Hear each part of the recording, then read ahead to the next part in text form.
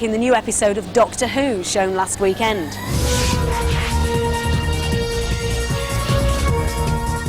It brought back some familiar faces, but it also brought together a lot of technicians, designers and camera experts to make it work. When was the last time you had that junk heap in for an MOT, Professor? Oh, don't be cynical, Ace. Just the instruments are just a little erratic, that's all. Great Wall The trick of the whole thing was to stage the movement to create the best 3D effect.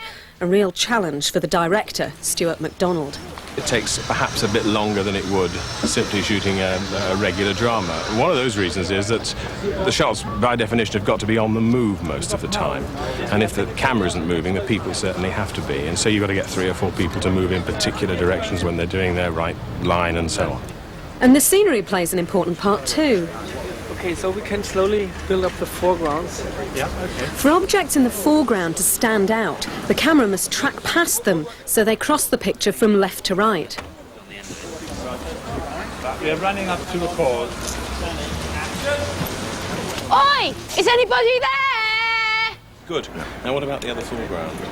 I think it looks like a classic serial. It's the barrel work. We'll go and reduce the barrel work. They place things in front of you, whereas before normally that's all clear so you can be seen. But they give depth of field. All right, so the props are there, sort of prominently in front, so you Yes, they're upstaging you. Oh. Get away, prop. Maybe actors don't like that. It has to be very much an action-adventure rather than a close dialogue situation, because obviously the minute you get into close-ups, there is no real 3D element unless you move the camera. And by moving the camera, quite often you'll move from one side of the face to the other, which gives you enormous grammar problems in terms of cutting the shots together. What's very important, of course, is that every shot doesn't look the same. If you're not careful, you always have a bit of railings in the foreground moving in one direction, or you always have a car always moving in that direction, and so on. So we're aware of the movements, but the real trick is how to vary them within the context of the drama piece. So, is there a future for this kind of technique? I think its application in drama per se is a little limited in that it has to be something that's really specially written for it in order to make it work. I think that a 30-minute drama or even a 25-minute drama, all in 3D, might get a little wearing.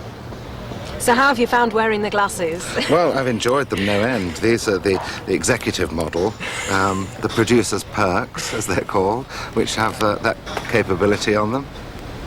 I must say, I put these on, you look three-dimensional both ways. But that's because you are. And that's the point. Competing with the sense of depth we get in real life is no easy job. The idea of 3D TV, though, seems so seductive that people are bound to keep on trying.